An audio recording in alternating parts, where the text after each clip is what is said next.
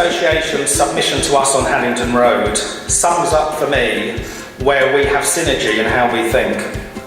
The submission said you should provide an adequately resourced, appropriately trained, properly supervised police service, and perhaps most importantly, which at all times has an awareness and concern for the members' welfare. We will very shortly publish Haddington Road, and I would like to finish off by saying the Inspectorate are here to help you. We are here to work with you. We don't want to just throw a report and say to get on with it. We want to help you to work through that. And ultimately, I think we're all agreed that actually in policing, you want to give the best possible service to the public. You want to give the best possible service to a victim of crime. And I think collectively, our role is to maintain confidence in the criminal justice system.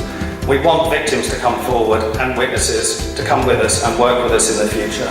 Thank you, and I'm very happy to take any questions.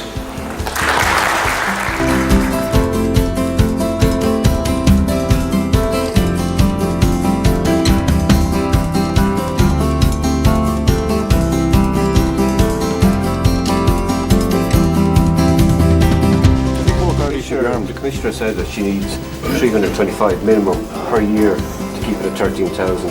Are you going to be short of that, or will you try and catch up? Oh no, I believe fully that on Garda Síochána will be kept at 13,000, and we'll have ongoing. There is a reform programme underway as well, so the balances between, for example, the number of civilians and Gardaí, that's something that we have to review, and the needs of Garda Síochána. We're into a very complex era of new technology, where the Gardaí need the resources, for example, to combat cybercrime, and so we have to continually look at the resource issue in a variety of areas, and we have to look at it alongside the reform programme, because the reform programme, and everyone is committed to that, will deliver efficiencies as well. Very much looking forward to that. You've talked about the relationship that you've had with the Minister over the past year or so, especially over the past couple of months. She sat down, she's talking to you, etc. Are you confident now going into the next 12 months, and obviously what's coming up as well, that your demands or your organisation will get what they need, or at the bare minimum get what they minimally need? We're very much in a new era with regard to this new Minister. We don't like to use words like demands now, because we've moved from there. I'm confident that with Minister Fitzgerald we approach issues on a level playing field basis. We've certainly had very fruitful discussions with her previously. We've met her on 3 occasions now. She is available to meet us. She's available to listen to what we have to say. She appreciates the work that sergeants and inspectors do. She appreciates the knowledge that they can bring as frontline supervisors and first-line managers. And she knows that they're the people who have their finger on the pulse with regard to what's going on in the country. And so she listens to what they have to say. And that's a very, very positive move from where we are at the moment. It's certainly a change from what we were used to heretofore. And it's all positive. Delegates, our Minister for Justice, Francis Fitzgerald, TD. Please welcome.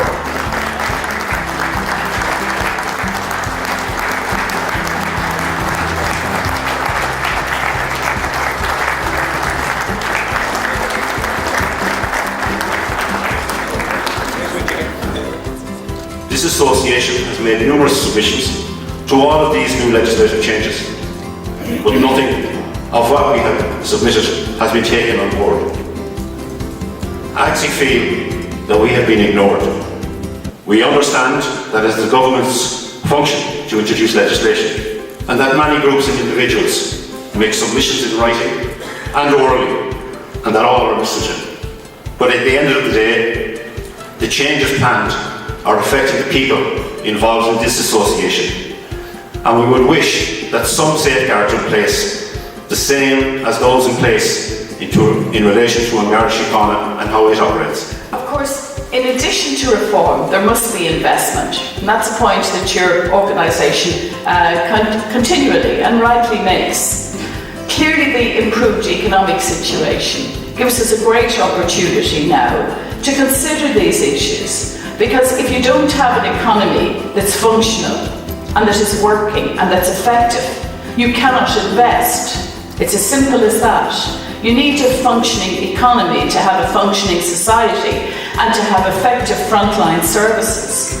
And as we see the economic improvements, clearly we're in a much better position to consider the priorities that are necessary for our society and the kind of investment that's needed in order for us, and in this instance for yourselves, to move forward.